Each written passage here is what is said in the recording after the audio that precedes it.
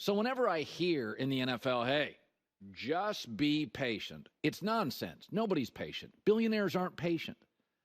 And so when they drafted Anthony Richardson, the Colts did, everybody's like, hey, only 13 college starts. You need time.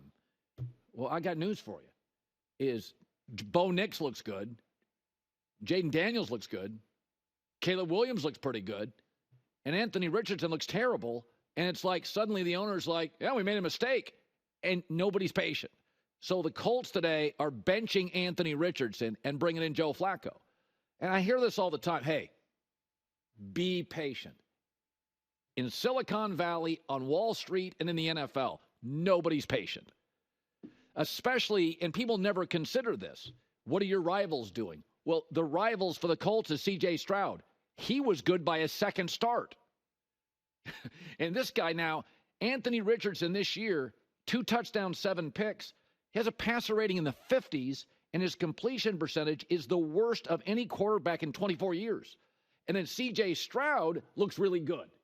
And by the way, C.J. Stroud this past weekend was way better. So when you play your rival, and everybody, including Jim Irsay, watches who the Texans drafted, and they're like, how come they got a good guy and our guy stinks? That's when you make the move.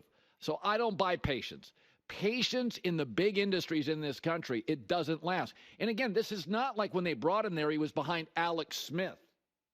Or Lamar Jackson was behind Joe Flacco. You've had success. You've won games. Indianapolis, because Irsay booted Carson Wentz out of town after a 27 TD 7 pick year, they've been scrambling at quarterback. Ballard, give him credit. He found Wentz. He got Phillip Rivers. They had to roll the dice on this.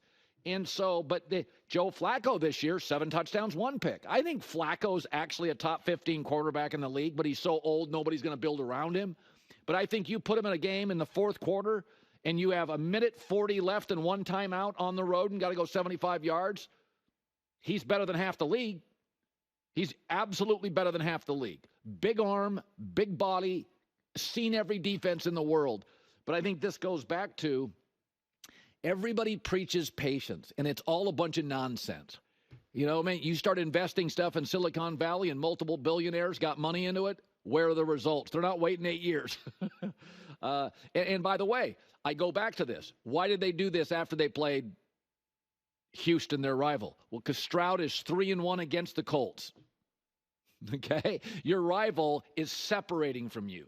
And I also think the thing with Anthony Richardson, obviously he's young and he's raw. But when he took himself out of the game, self-awareness is so valuable. Like when you take yourself out of a game and when you're asked about it, you do not say I was tired. You say, I thought I pulled a hamstring. You just make something up.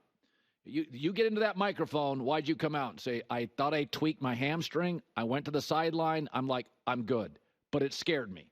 Everybody be your ally. Everybody would defend you. I was tired. You're a pro athlete. It's 48 snaps. Get in the game. So, yeah, I get it. And the thing is, he works hard. He's an athlete. But we're also falling for this in the NFL. Because Russell Wilson had so much success in the NFL, he got a bunch of small guys drafted. He got like Johnny Manziel drafted and Baker Mayfield drafted. But the truth is, big quarterbacks win. You know, I mean, go look around the league right now. Do you think Josh Allen's small or Justin Herbert's small or Patrick Mahomes is small? It's big quarterbacks are ideal. Don't get fooled by what Russell Wilson did in the Pacific Northwest. The other thing is, hey, this guy's a great athlete. Lamar Jackson is fooling people. No, Russell Wilson was an outlier.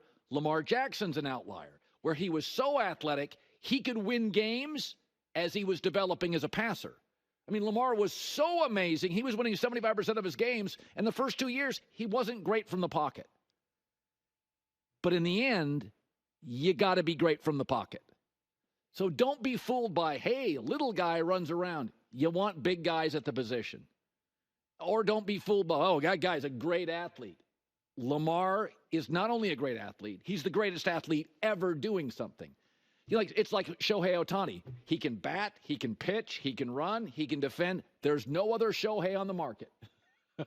So you can convince there may be something close to Mookie Betts physically, who's not also 6'5", but there's no other Shohei Ohtanis on the market. There's no other Lamar Jacksons on the market. There's nothing like him. And so you bring in this kid who's a super athlete, but he's just not good enough in the pocket. And it's like, that's where you got to win from. And I will say this.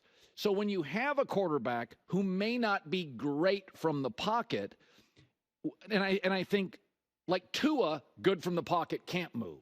Jalen Hurts can move, not great from the pocket. So Philadelphia knows, if you watch Philadelphia in the last 3 weeks, they've closed the boundaries on Jalen. We want you to run more and throw about 20 times. And you can win a lot of games that way. So, but Jalen also throws a really good deep ball, and Jalen can make throws. So I think I think Indianapolis is trapped. There's no patience. Don't listen to anybody. By the second year, Anthony Richardson's second year, by the second year, if you're not moving up fast, the owner's impatient. I mean, think about the Cleveland Browns and Deshaun Watson, and he's bad. But that's a guaranteed like 4 or 5 year deal. They were done 4 weeks ago. I mean, in the building, they were done. And they can't get out of it. This is an easy thing to get out of. You're not paying them anything. Hi, everybody. It's me, Uncle Colin. Subscribe here to get the latest from the herd, including exclusive behind-the-scenes videos and more, wherever you may be, however you may be watching. Thanks again for making us part of your day.